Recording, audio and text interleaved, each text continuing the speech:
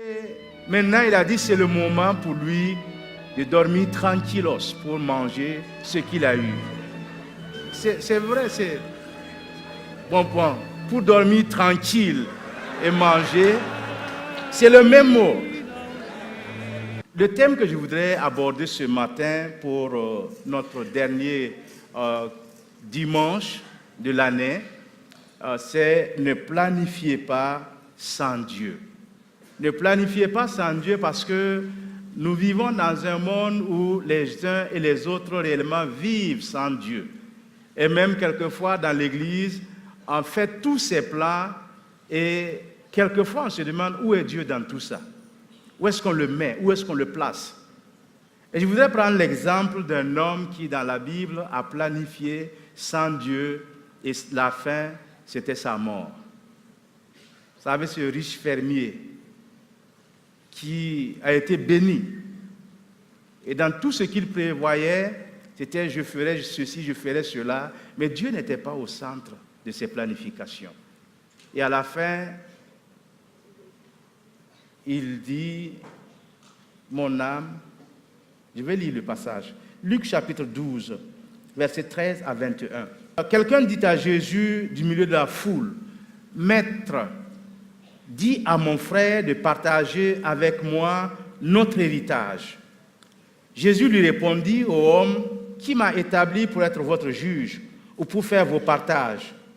Puis il leur dit, gardez-vous avec soin de toute avarice, car la vie d'un homme ne dépend pas de ses biens, fût-il dans l'abondance. Il leur dit cette parabole. Les terres d'un homme riche avaient beaucoup rapporté. Il raisonnait en lui-même, disant, que ferai-je? Car je n'ai pas de place pour serrer ma récolte. Voici, dit-il, ce que je ferai. J'abattrai mes greniers, j'en bâtirai de plus grands, j'y amasserai toute ma récolte et tous mes biens, et je dirai à mon âme, tu as beaucoup de biens en réserve pour plusieurs années, repose-toi, mange, bois et réjouis-toi. Mais Dieu lui dit, insensé, cette nuit même, ton âme te sera redemandée, et ce que tu as préparé, pour qui sera-t-il? Il en est ainsi de celui qui amasse des trésors pour lui-même et qui n'est pas riche pour Dieu. Amen. L'homme dans la vie est toujours à la recherche d'un peu plus. Un peu plus d'argent, un peu plus d'autorité, un peu plus de connaissances, plus de relations, plus d'influence, plus de bonheur et dans notre monde particulièrement, plus de richesse. On court à gauche, à droite, on ne dort presque pas parce qu'on veut un peu plus de ceci ou de cela. L'attitude de cet homme intrigue à plus d'un titre parce que ce fermier a réussi habituellement, s'est travaillé la terre, ses récoltes ont été bonnes et maintenant il a dit que c'est le moment pour lui de dormir tranquillos pour manger ce qu'il a eu.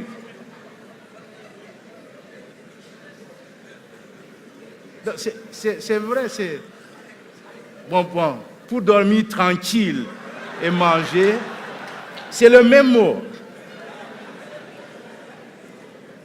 Pour dormir et manger. Ces récoltes ont été bonnes.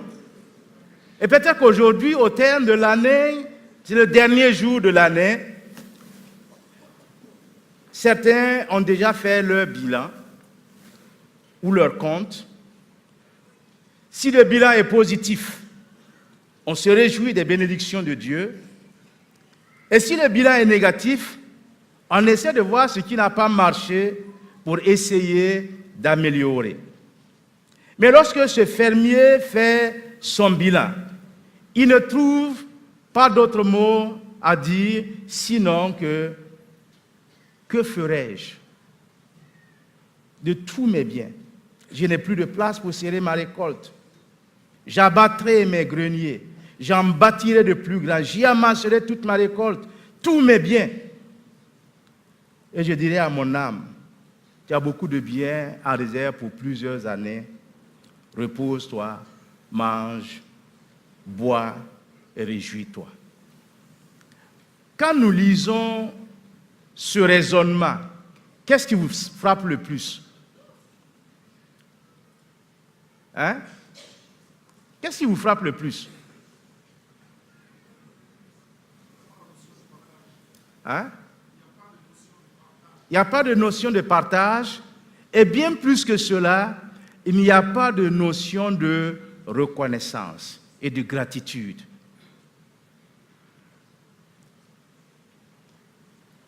Dieu lui a donné la force. Dieu lui a donné certainement des ouvriers qui ont travaillé pour lui. Et à la fin, une très bonne récolte. Peut-être la meilleure qu'il ait jamais eue depuis qu'il travaille la terre. Et maintenant, son souci majeur, c'est de jouir de ce qu'il a eu, pas avec d'autres, pas avec ses voisins, pas avec les pauvres, pas avec les malheureux, mais pour lui-même. Tout son raisonnement était centré sur lui. Il dit, ma récolte, mes greniers, mes biens, mon âme, repose-toi, réjouis-toi, mange, bois. Parce que les bénédictions que Dieu lui a accordées, il voulait en jouir tout seul, en excluant même le donateur, en excluant le créateur, en excluant son bienfaiteur. Il a tout calculé, il a tout planifié sans Dieu. Imaginez un peu. Il a oublié que les bénédictions que Dieu lui a données, ce n'était pas juste pour lui-même, mais c'était aussi pour partager. Christ veut faire comprendre à la foule que le vrai sens de la vie, c'est la vie éternelle, ce n'est pas la vie présente, parce qu'en une nuit, eh bien, son âme lui a été redemandée, et tout ce qu'il a préparé, c'est pour qui? Il y en a qui se tuent, qui se bagarrent, qui luttent pour amasser beaucoup de temps. Et certains même vivent mal. Vous savez, certains riches, ils mangent mal, ils dorment mal. Tout ce qu'ils font là, c'est juste dans leur tête, c'est être riche. Ils ne prennent même pas le temps de manger un très bon repas. Un steak, pour eux, c'est trop. On amasse.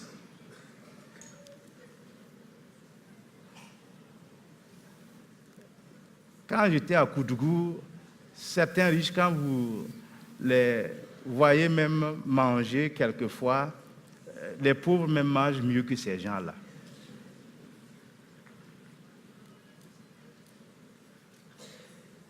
Mais le fait d'amasser est tellement, en fait, je dirais, devient leur préoccupation, leur souci, qu'ils ne prennent pas soin d'eux-mêmes. Les biens matériels sont passagers, quand bien même ils sont nécessaires pour la vie sur cette terre. Mais ces biens matériels ne sauraient constituer l'objectif principal de notre existence terrestre. Quel est le sens de la vie? La course effrénée vers le matérialisme s'arrêtera un jour, tôt ou tard. Les millions qu'on peut avoir, même les milliards, n'a jamais enterré quelqu'un avec ses milliards. Jamais. La seule chose que j'ai appris, ça c'est dans le cadre de la parenté à plaisanterie, quelqu'un qui aimait boire la bière, eh bien ses parents à plaisanterie l'ont fait enterrer avec une bouteille de whisky. Mais c'est tout. Qu'est-ce que le mort là même est-ce qu'il peut se servir? Non, tout ce que nous faisons, quelle est notre attitude? Et Jésus a traité ce fermier de fou, d'insensé. Qu'est-ce que nous pouvons retenir de cette parabole? Il y a le danger de l'avarice. Le premier qui est venu voir Jésus en disant « Il faut être notre juge, dis à mon frère de partager notre bien ». Est-ce que Jésus est venu pour ça? Jésus a dit non. Et Jésus, qui connaît le cœur de l'homme, dit à la fin, méfiez-vous de toutes sortes d'avarice. Il profite de cette occasion pour mettre en garde contre l'un des mots les plus insidieux du cœur humain, l'avarice. Gardez-vous de toute avarice. Et l'avarice, souvent définie comme étant le désir immodéré d'accumuler des possessions matérielles et de posséder toujours plus que ce que l'on a déjà. L'homme qui demandait à Jésus de faire le partage des biens était apparemment cupide. Parce que l'avarice exprime une philosophie de vie fondamentalement faussée en vertu de laquelle seuls comptent les possessions matérielles. Et Jésus dit, la vie d'un homme ne dépend pas de ce qu'il a, mais de sa relation avec son Créateur. Et ça, c'est le plus important. On peut être riche si on n'a pas une relation avec Dieu, eh bien, c'est le problème. L'une des leçons aussi que nous pouvons apprendre de cette parabole, c'est que l'homme était centré sur lui-même, un égocentrique. Notez le nombre de fois où il dit « je » ou « de moi ». Dans les 3 versets, il utilise le pronom personnel « je » à 6 reprises. Hein? Et l'adjectif possessif « mon » ou « mes » à 5 reprises, en parlant de mes biens, de mes fruits, de mes greniers, en disant « j'abattrai, je bâtirai, j'assemblerai », et tout cela gravite autour de sa personne. Tout ça. Et sa manière de parler, sa manière de s'exprimer, d'agir, trahit sa pensée égocentrique. Et cet homme ne s'est pas rendu compte qu'il avait des comptes à rendre à celui qui l'a béni. Et ça, c'est aussi vrai pour chacun de nous. On pourrait facilement penser que ce fermier était béni parce que pour les Juifs, la richesse était une marque, un indice de la faveur divine. Quand on est riche, dans la pensée juive, c'est que, eh bien, Dieu vous a béni. La Bible ne nous dit pas que cette fermier a exploité ses ouvriers. Rien ne nous indique cela. Ou rien ne nous indique aussi que sa richesse a été acquise par la fraude. Cet homme, sur le plan humain, il semble avoir agi en un homme intelligent, en un homme sensé. Parce qu'il n'y a rien de mauvais, je dirais, de dire, bon, j'ai tellement de bonnes récoltes que je vais bâtir de plus grands greniers pour amasser ma récolte. Mais dans tout cela et dans sa pensée, dans ses actions, le problème c'est que Dieu n'est pas inclus dans cela. Dieu n'y était pas. C'était pour lui. C'était pour lui seul. Mais s'il avait dit par la grâce de Dieu, je vais abattre mes greniers, je vais bâtir de plus grands, je vais mettre la récolte que Dieu m'a donnée, eh bien je vais partager cette récolte, il n'y aurait pas eu de problème. Mais il a tout le temps exclu Dieu dans ses actions. Aujourd'hui, on aurait pu dire, ah, la chance a souri à cet homme-là. De riche qu'il était, eh bien, il est devenu plus riche. Mais sur le plan divin, cet homme était un insensé. Parce qu'il doit planifier avec Dieu. Et vous savez, nous sommes au seuil de la nouvelle année. Mes projets, mes plans, tout ce que j'ai à cœur de faire, est-ce que je les ai soumis au Seigneur Jésus-Christ? Est-ce qu'il est au centre de ma planification? Est-ce qu'il est au centre de mes projets? La Bible dit que l'homme a dans son cœur beaucoup de projets, mais ce sont ceux que Dieu approuve qui réussiront.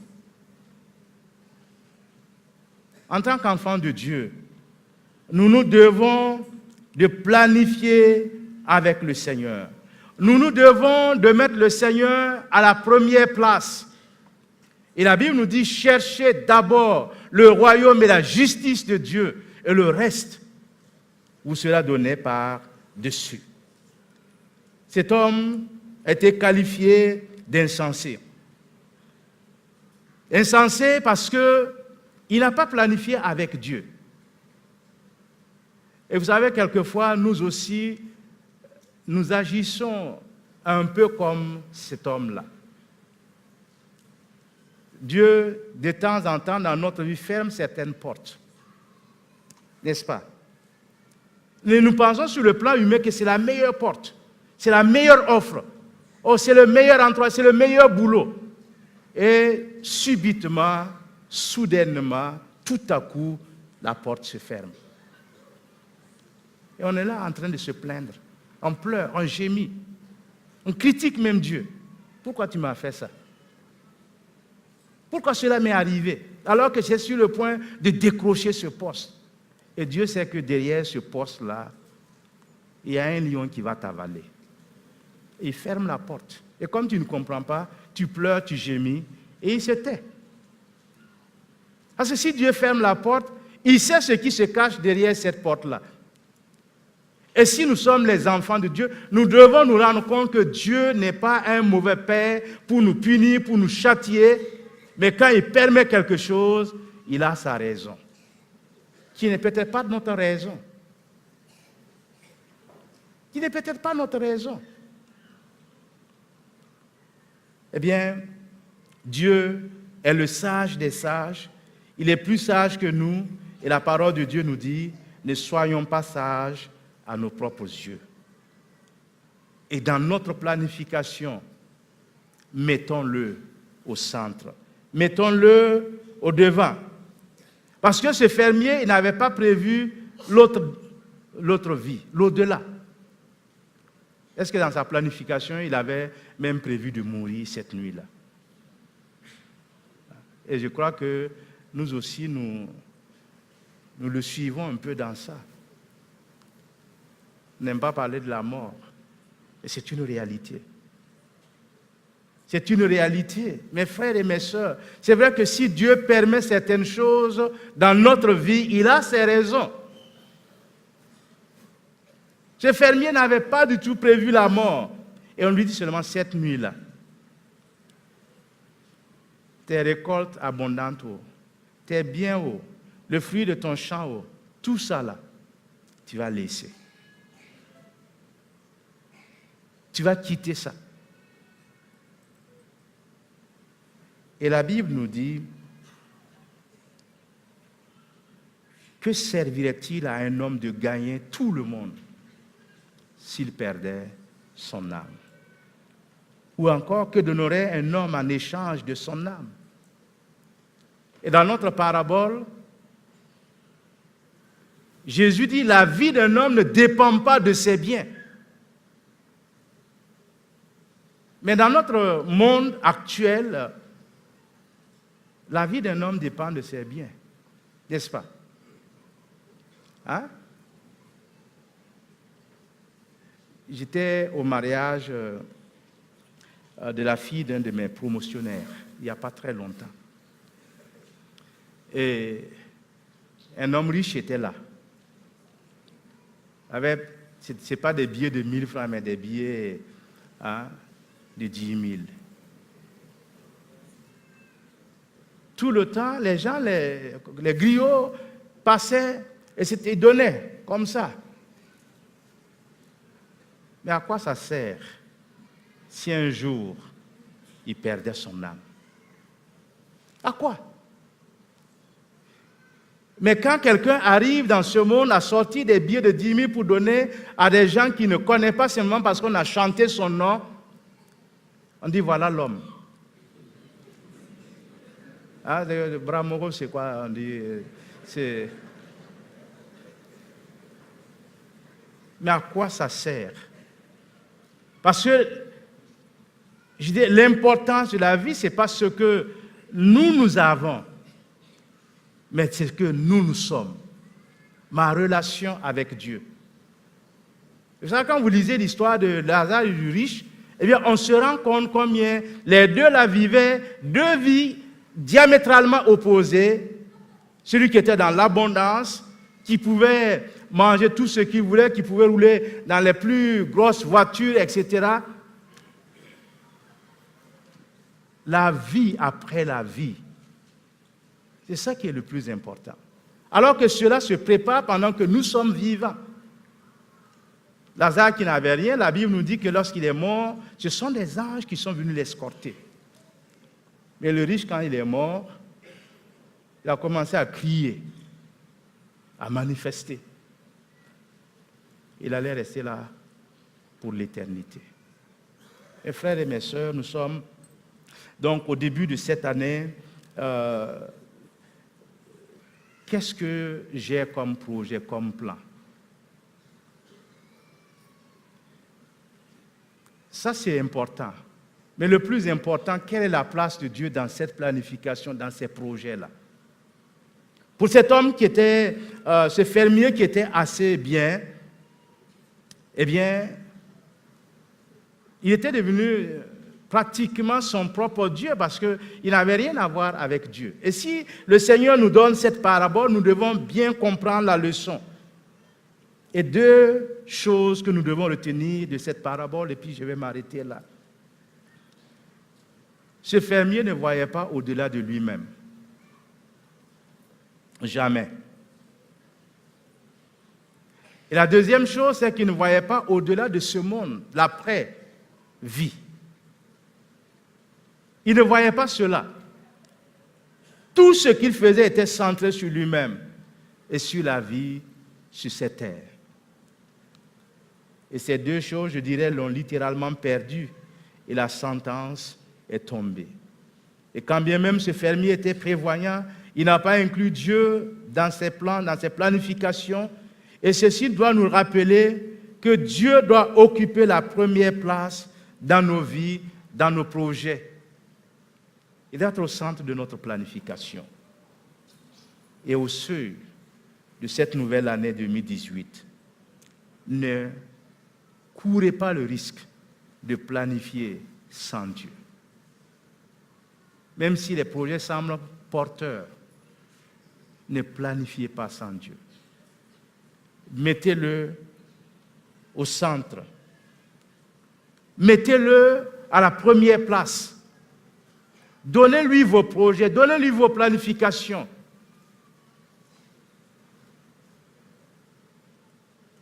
Donnez-lui tout votre être entier. Vous pouvez être un bon planificateur, vous pouvez avoir de très bons projets, mais si Dieu n'est pas dedans, ces projets risquent d'être voués à l'échec.